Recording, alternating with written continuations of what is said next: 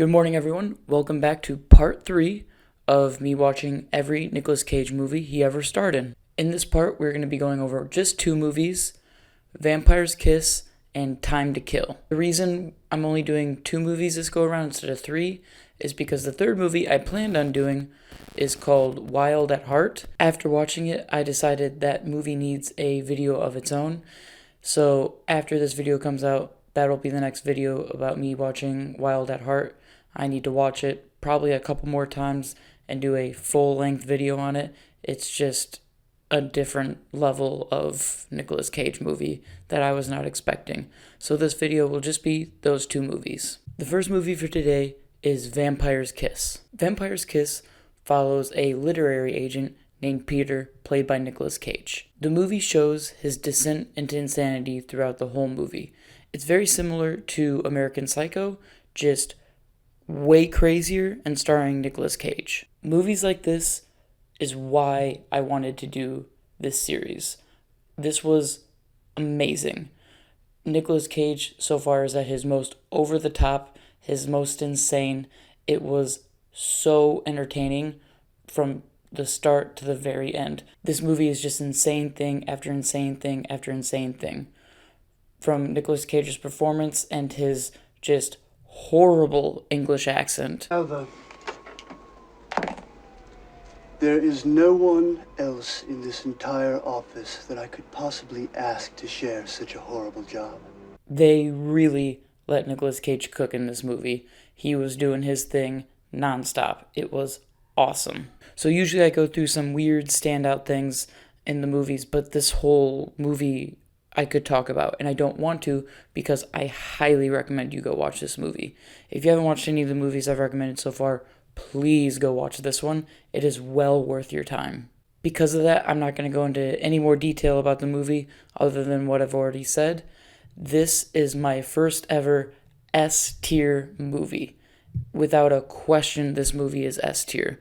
It was awesome. Great dark comedy. It was funny in a way that it was meant to be funny. Some of these movies, make you laugh when they're not supposed to. This movie was trying to make you laugh, trying to get this reaction out of you, and it succeeded at every single turn. I loved this movie. I can't recommend it to you more. The next and final movie for today is Time to Kill. Now, one thing I can say about Time to Kill is the name of the movie is accurate, because just about the only thing this movie did was kill an hour and 50 minutes of my life that I will never get back. This might be my most harsh criticism of one of these movies yet, because this movie was so unbelievably boring.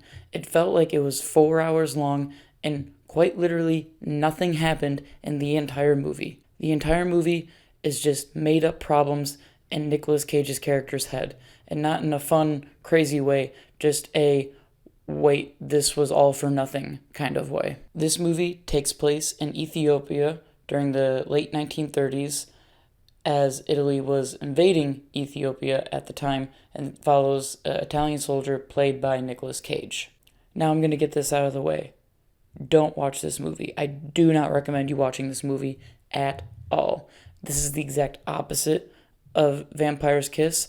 I am going to go plot point by plot point so you understand just how pointless this movie was and nothing happens. The movie starts off with a squadron arriving to a base, wondering where one of their squad mates is at. This squad mate is played by Nicolas Cage.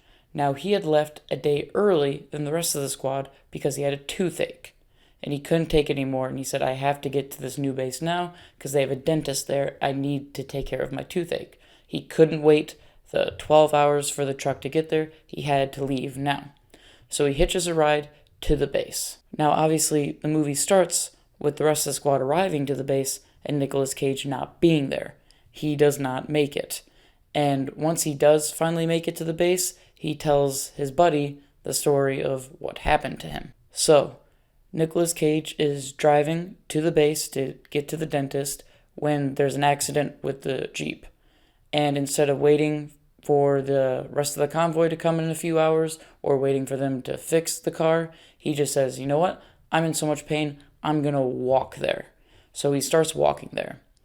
Well, he comes across this construction site and he thinks, oh, maybe they have a dentist here. They don't. But what they do have is someone with some not so helpful directions. He says, hey, I know a shorter route to get to the base where the dentist is at. Just follow my instructions. And Nicolas Cage goes, thanks, guy, I've never met before. I'm going to listen to you wholeheartedly. So he listens to his instructions and he obviously gets lost. So as Nicolas Cage is lost, wandering through the jungle, trying to figure out where he is, he comes across this body of water, I guess a pond, or I really don't know what it was, but it was some kind of spring. And in the spring was a young Ethiopian woman bathing, completely nude. And well, this is the 1930s, and this is an invading force into another country, and you can kind of fill in the blanks as to what Nicolas Cage does when he sees this young naked woman bathing. It's not good things, I can tell you that much for sure, and definitely doesn't help with me caring about this guy's toothache. So he begins doing what you would think they would do in the movies in the 1930s. At first, she is very clearly against it, and it is hard to watch, very hard to watch, but if it makes you feel better, she starts to enjoy it, so there's that going for Nicolas Cage's character, I guess. So after she starts enjoying it, they kind of spend the day together and do the deed a few more times, and it finally ends in them sleeping in a cave at night. Well, as they're falling asleep, a hyena comes across them and starts to come attack them. And Nicolas Cage pulls out his gun and he shoots at the hyena. He misses once, he shoots again. Finally, he kills the hyena, and you think, oh, yay, they're saved. But oh no, oh no. One of the bullets somehow ricocheted and killed the Ethiopian woman. So now Nicolas Cage is like, oh shoot, I just kind of murdered her on accident. What do I do? Well, he hides the body, tries to clear up all evidence that this ever happened. Then he finally heads his way back to the camp, where he arrives the next day to tell the story to his buddy. His buddy, who's a rank above him, goes, look, we could report what happened. Then, worst case scenario, you go to jail, and it does nothing to help this poor girl. So we just won't tell anyone that this ever happened. So just a couple stand-up guys there, by the way. So Nicolas Cage makes his way to the dentist and gets his tooth all figured out. And yay, his tooth feels better. Everything's okay now. One assaulted and murdered girl later, his tooth feels better. Everything's okay now. But wait, oh no. He learns something. And what he learns is the driving force of the rest of the movie. Nicolas Cage finds out that he gets to go home from the war and see his family. By the way, yes, he has a wife. Upon learning this, he's very excited. So him and his buddy go out and get drunk and party and celebrate that he gets to go home to his family. While out, they meet a officer who also is a smuggler for the black market, so also not a good guy. Well, at some point, they prank one of their friends into trying to go pick up on some girls, but it turns out the girls are part of a leper colony. And one of the buddies goes, you can tell that they're part of the leper colony because of the headdress that they're wearing. And Nicolas Cage has a flashback to the girl he assaulted, and she had the same kind of headdress. So he thinks, oh no, she had leprosy. All the while, he has this cut on his hand that isn't healing, and he thinks, oh my gosh, that's why this isn't healing. It's because I have leprosy, and I'm about to go home. They'll never let me go home if I have leprosy. He wants to figure out what to do, but first he wants to figure out whether or not he does have leprosy, but he also doesn't want to tell anyone, because if it turns out he does, he obviously won't be sent home. So his big plan is he finds a doctor, and he goes up to this doctor and says, hey doctor, I'm writing a book, and in my book, this character gets a disease. Let's say this character is a soldier. What diseases could he get in Ethiopia? And the doctor starts talking about some diseases, and he doesn't bring up leprosy. So Nicolas Cage goes, what about leprosy? What is leprosy like? Could you tell me more? Please, tell me more about leprosy for this character in this book that I'm definitely writing. I just need to know about leprosy for the book. Not for me, obviously, for the book. Not for me. Clearly not for me. I don't have leprosy. So the doctor kind of talks to him about leprosy for a little bit, and the symptoms that he's describing, Nicolas Cage thinks, oh my god, I do in fact have leprosy.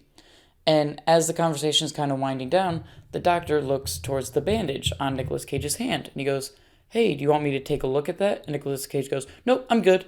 He goes, no, it'd be no issue at all. Nicolas Cage is like, nope, please don't. And so now the doctor is somehow figured out through the facade that maybe this isn't for a book. Maybe Nicolas Cage has leprosy. So he goes, stay right there, I'll go get something for you. But he actually picks up the phone to report what's going on. So Nicolas Cage shoots at him. Notice how I said shoots at him, doesn't shoot him. He misses. I don't know if he meant to miss or if he missed on accident, but he shoots one, misses, and just runs away. So now he's on the run from the military because they think he shot at a doctor and he has leprosy. So he runs to the port where he's supposed to leave and sneaks aboard the ship that he's supposed to leave on. He is caught on the ship by one of the crew members. One of the crew members says, hey, we're not boarding this ship yet. What are you doing on here? He goes, oh, it's okay. I've got my papers to leave. And he shows the crew member his paper.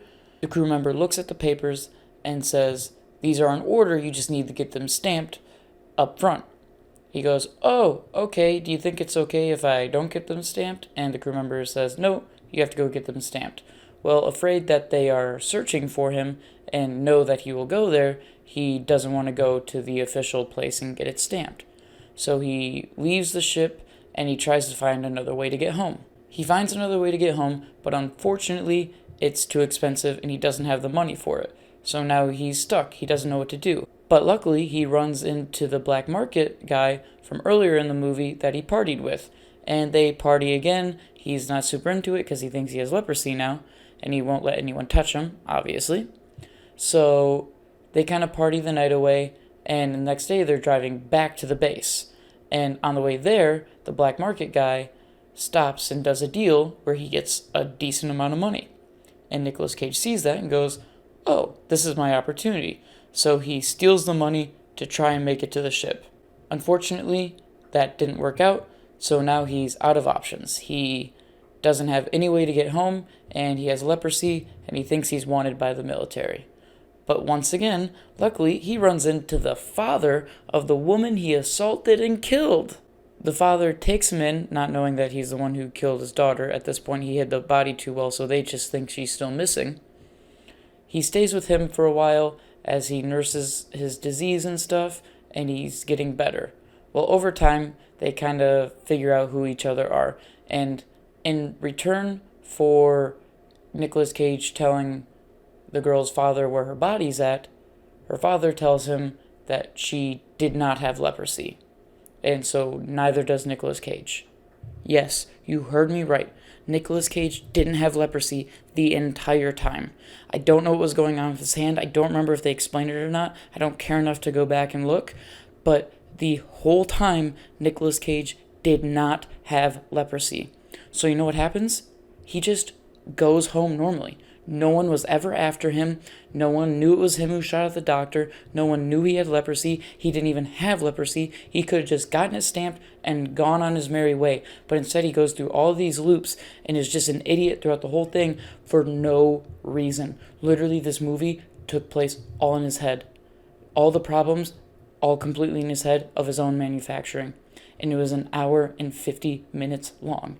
I know the idea of that does sound funny. It is funny, but not when you actively have to watch it. Like, I hope you enjoyed my description of the events. Don't watch it, please. It's so boring. I beg you, do not watch this movie. It's never ending, and it goes nowhere. He literally just goes home. He never had leprosy.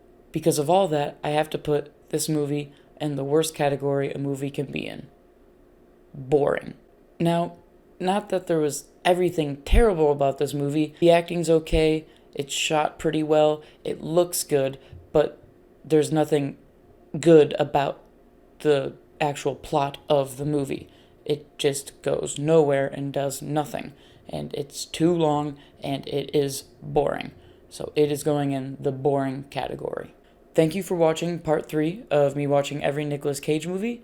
The next video will be just one movie, Wild at Heart, and I'm going to have to watch it probably a couple more times, and we're going real in depth on this one. I'll kind of go into more details in the video, but keep an eye out for that. Once again, thank you for watching. I hope you enjoyed. Bye.